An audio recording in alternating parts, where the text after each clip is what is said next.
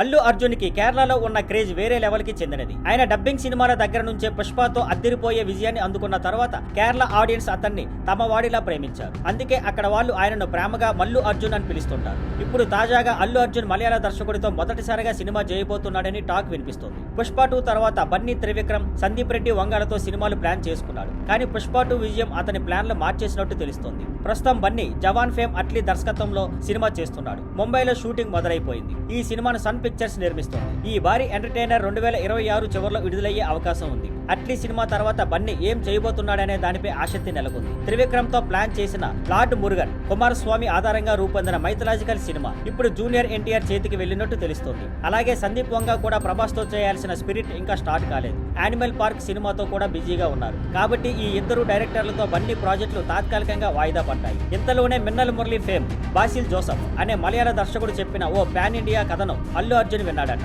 ఆ కథ బన్నీకి బాగా నచ్చిందట. త్వరలోనే ప్రాజెక్టు మొదలయ్యేలా ప్రయత్నాలు జరుగుతున్నాయట. ఈ సినిమాను బన్నీ తండ్రి అల్లు అరవింద్ గీతా ఆర్ట్స్ బ్యానర్ పై నిర్మించనున్నట్టు సమాచారం. సంగీతం కోసం జాక్స్ బిజోయ్ ను తీసుకునే అవకాశం ఉంది. తెలుగు ప్రేక్షకులకు బాసిల్ జోసఫ్ ఇప్పటికే పరిచయమై జయ జయ జయ హే మరియు సూక్ష్మదర్శిని వంటి సినిమాలతో ఆయన మంచి గుర్తింపు సంపాదించారు. ఈ కాంబినేషన్ అధికారికంగా కన్ఫర్మ్ అయితే కేరళ ఫ్యాన్స్ కి ఇది డ్రీమ్ కాంబినేషన్ లాగా మారనుంది. ఈ ఏడాది 2వ భాగంలో అధికారిక ప్రకటన వచ్చే అవకాశం ఉంది. మరిన్ని వివరాల కోసం వేచి చూడండి.